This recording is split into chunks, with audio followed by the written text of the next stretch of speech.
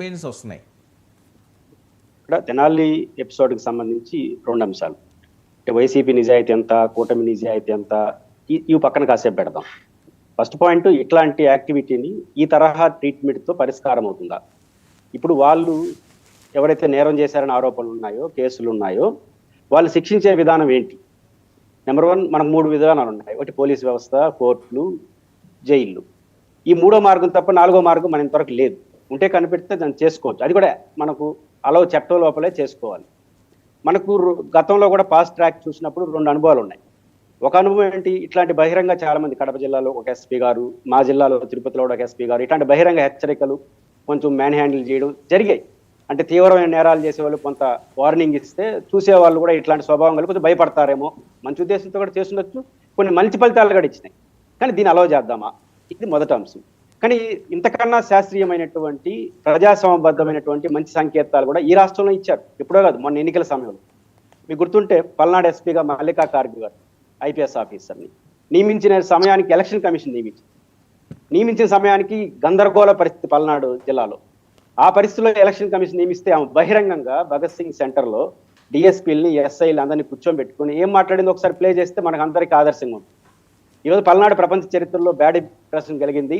మీ అందరి మీద నమ్మకం ఉంది. ఎవరిని స్పేర్ చేయొద్దండి, ఏ రాజకీయ నాయకుడిని స్పేర్ చేయొద్దండి, చట్ట ప్రకారం వ్యవహరించండి, ఎవరు వచ్చా తాడు తీసి లోపలేయండి. ఎక్కడ తాడు ఇలా బయట పోలీసులకు భరోసా ఇచ్చింది, ప్రజలకు భరోసా ఇచ్చింది. 1-2 గంటలు తప్ప జరగకుండా ఎలక్షన్ బ్రహ్మాండంగా జరిగింది. అంటే అది కదా మోడలు. అంటే స్వేచ్ఛగా పోలీసులకి పర్మిషన్ ఇస్తే, రాజకీయ జోక్యం లేకపోతే, అదే పల్నాడు జిల్లాలో రాజకీయ జోక్యం ఉంటే అల్లరి జరిగిన జిల్లా, అదే జిల్లాలో ఒక మంచి ఎస్పీ వచ్చి రూల్స్ పాటిస్తే ఎంత అద్భుతంగా జరిగిందో మల్లికా ఖార్గే గారు నిరూపించారు కదా. దాని మోడల్గా తీసుకుందామా, లేకపోతే ఇట్లాంటి యాక్టివిటీ మోడల్ తీసుకుందామా? శాంతిప్రసాద్ గారు కొంత జోక్ అడిగారు, నేను కూడా జోక్గా చెప్తాను, ఇది బాగుంటుంది కాబట్టి.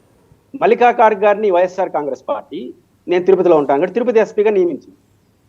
3 నెలలు దాటకుండానే ట్రాన్స్ఫర్ చేసేసి, ఎందుకంటే ఎలక్షన్ దగ్గర ఆమె స్ట్రిక్ట్గా ఉంటుంది. తమాషా ఏంటంటే జగన్ గారికి ఉల్టా ప్రభుత్వమైన కూటమి ప్రభుత్వం ఎలక్షన్ టైంలో అద్భుతంగా పాతనించిన మల్లికా ఖార్గే గారిని ఎలక్షన్ అయిపోయిన వెంటనే ట్రాన్స్ఫర్ చేసేసింది. అంటే పోలీసులకి పార్టీలు ఎంత స్వేచ్ఛ ఇస్తున్నాయి, పోలీసింగ్కి ఎంత ప్రయారిటీ. ఒక మంచి ఆఫీసర్, 2 పార్టీ, ఈ పార్టీ వాళ్ళు 3 నెలలకు ట్రాన్స్ఫర్ చేశారు, వాళ్ళకి ఎలక్షన్ అయిపోయిన ట్రాన్స్ఫర్ చేశారు. ఎందుకని ఆనే పెట్టుండొచ్చు కావాలి. అంటే పోలీసులకి స్వేచ్ఛ ఇస్తున్నాయి ఆ పార్టీలు. ఈరోజు ఆ ఘటన జరిగిన చోట పోలీసులు ఆ మార్గం చేయకపోతే, ఇట్లాంటి ఘటనలు చేసే వాళ్ళకు హెచ్చరిక లేకపోతే ఎట్లా అనే వాళ్ళకి నేను ఈ సమాధానం చెప్తాను. పోలీసులు నిజమా స్వేచ్ఛ ఇస్తే మల్లికా ఖార్గే లాంటి వాళ్ళు పెట్టండి, స్వేచ్ఛ ఏంటి వాళ్ళకి. పోలీసులకి ఈ పార్టీలు చూడొద్దండి, పదవులు చూడొద్దండి, రూల్స్ ప్రకారం పాటించండి, స్వేచ్ఛను 6 నెలలు అన్ని సెటిల్ చేస్తారు. లేదు మన ఆంధ్రప్రదేశ్ ఇదే పోలీసులు ఖచ్చితంగా చేస్తారు. పోలీసులకు స్వేచ్ఛ చేయాల్సింది ఆ విషయంలో పార్టీలు మాత్రం స్వేచ్ఛనివ్వు. ఇట్లాంటి ఘటనలు జరిగినప్పుడు భావోద్వేగం, ఇప్పుడు ఉదాహరణ తీసా ప్రశాంత్ ప్రసాద్ గారు చెప్పింది ఎగ్జాక్ట్లీ కరెక్ట్. అసెంబ్లీలో జగన్ గారు అట్లా సమర్థించడం కరెక్ట్ కాదు. కానీ ఆ రోజున భావోద్వేగం ఏంటంటే వాళ్ళని చంపాలి ఆ ఎదవాళ్ళని అనే భావన ప్రజల్లో ఉంది. దాన్ని రెప్రజెంట్ చేసేసినాడు, బాగానే ఉంది పొలిటికల్గా. బట్ అది కరెక్ట్ కాదు, అది ప్రాక్టీస్ కరెక్ట్ కాదు, ఇది కరెక్ట్ కాదు, అది కరెక్ట్ కాదు. ఎందుకంటున్నారంటే వారు ఆ రోజు హైదరాబాద్ ఘటనలో పోలీసులు కరెక్ట్ కావచ్చు టెక్నికల్గా, లేకపోతే ఇక్కడ మళ్ళీ పల్నాడులో వాళ్ళు దుర్మార్గం చేసి వాళ్ళు హెచ్చరిక చేస్తుండొచ్చు. దీన్ని అలౌ చేస్తే, దీన్ని అంగీకరిస్తే రేపు ప్రజాస్వామ్యంలో పరిస్థితులు ఎట్లా ఉంటాయి? ఈ రోజు దానికి ఉపయోగించినటువంటి ఈ పోలీస్ స్వేచ్ఛ రేపు ఇంకో దానికి ఉపయోగించాలని గ్యారంటీ ఓడిస్తాడు. రేపు రాజకీయ ప్రత్యర్థుల మీద ఈ పార్టీ ఆ పార్టీ పక్కన పెడతాం. ఒక అలౌ చేస్తే ఇట్లాంటి సిస్టాన్ని రేపు ప్రత్యర్థుల మీద పెడితే దాన్ని భరించేది ఎట్లా సొసైటీ? ఒకవేళ ఇట్లాంటి దారుణాలు జరిగే వాళ్ళని ఏదో గట్టిగా హెచ్చరిక చేయాలంటే బెస్ట్ మోడల్ మా జిల్లాలో అంజనా సిన్హా గారు ఉన్నారు ఎస్పీ, మన అనంతపురంలో పవర్ఫుల్ ఎస్పీ ఉన్నారు. ప్రాక్టీస్లు భయపడి చచ్చినారు, ఎవరిని బహిరంగ కొట్టలేదామె. కాబట్టి పోలీసులకి స్వేచ్ఛ అంటే ఒక మల్లికా ఖార్గే లాగా ఇంకొక రకంగా ఇంకోటి తీయండి, ఖచ్చితంగా నిరూపిస్తే తీరుతారు. అట్లాంటి అవకాశం ఇప్పుడు ఇట్లాంటి ఘటన జరిగినప్పుడు సమర్థించుకుంటూ కూర్చుంటే ఖచ్చితంగా విపరీత పరిణామాలు దొరికితే దీన్ని వేరే జోక్యం చేసుకుని వేరే సమస్యలు వస్తాయి. కాబట్టి జగన్ గారు ఏం చేశారు, కూటమి ఏం చేసిందని పక్కన పెట్టి ఇట్లాంటి యాటిట్యూడ్ మాత్రం అంగీకార యోగ్యం కాదు. చట్టపరంగానే యాక్షన్ తీసుకుంటే మంచిది. కొంత మనకు న్యాయ వ్యవస్థ ఏం చెప్తుంది, 100 మంది దోషులు తప్పించుకోవచ్చు కానీ ఒక నిర్దోషికి శిక్ష పడకూడదని మన న్యాయస్ఫూర్తి.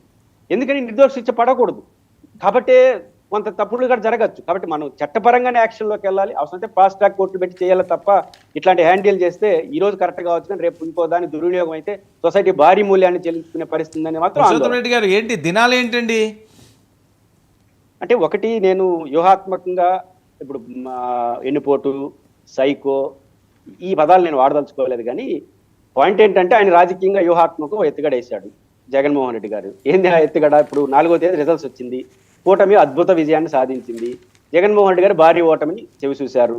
ఈ పిలిపికున్నట్టు చర్చ అంతా ఏంటి? జగన్మోహన్ రెడ్డి గారు ఓడిపోయినాడు, జగన్మోహన్ రెడ్డి గారు ఇంకా అయిపోయింది పార్టీ, ఈ చర్చ జరుగుతూ ఉండేది రాష్ట్రంలో. ఇప్పుడు తెలివిగా ఆయన ఏం చేశాడు? ఎన్నిపోటు అని పిలిపించినాడు. ఇప్పుడు ఎన్నిపోటు పదాలు పక్కన పెడదాం, వాళ్ళు ప్రధానంగా ఇచ్చిన హామీలు ఏంటి, వాళ్ళు ఏంటి, ఈ రెండు చర్చలు జరుగుతాయి అనే ఉద్దేశంతో బహుశా వారు ఇచ్చినట్టున్నారు. ఈ పోటులు, ఈ సైకోలు ఇవి పక్కన పెట్టేసి 1 year రిజల్ట్స్ వచ్చిన సందర్భంగా ఒక హేతుబద్ధమైన చర్చ. ఏమి హామీలు ఇచ్చారు, ఏమి జరిగింది, ఇంకేం చేస్తారు, వీళ్ళేం నేర్చుకోవాలి, వాళ్ళు నేర్చుకోవాలి. ఆ రకంగా ఇద్దరి మధ్య డిబేట్. జగన్మోహన్ రెడ్డి గారు ఎన్నికల సమయంలో జగన్మోహన్ రెడ్డి గారు ఒక విషయంలో నేను తప్పట్లేను. అదేంటంటే కూటమి ప్రభుత్వాన్ని ఎన్నికల హామీల విషయంలో నిలదీసే నైతిక అర్హత మాత్రం జగన్ గారికి ఉందని నేను నమ్ముతున్నాను. ఎందుకంటే ఎలక్షన్ క్యాంపెయిన్ లో వారు వాళ్ళ మేనిఫెస్టోని పక్కన పడేసి తెలుగుదేశం మేనిఫెస్టోతో తిరిగినాడు. ఇది సాధ్యం కాదు అని డేటాతో సహా చెప్పినాడు. దానివల్ల ఆయన నష్టపోయాడు కూడా. కొంతమంది ఈయన అయితే చేయడు, వాళ్ళైతే చేస్తారని అనుకున్నారు వాళ్ళు సభకు వచ్చిన వాళ్ళే.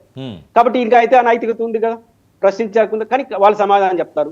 ఓకే, రెండు జరగని ఈ ప్రభుత్వం నడకపోయినా ఆయన వాదన ఈయన వాదన అంటే ఈ ఎన్ని పోట్లు ఈ పదాలు పక్కన పెట్టి చర్చ జరిగితే బాగుంటుంది.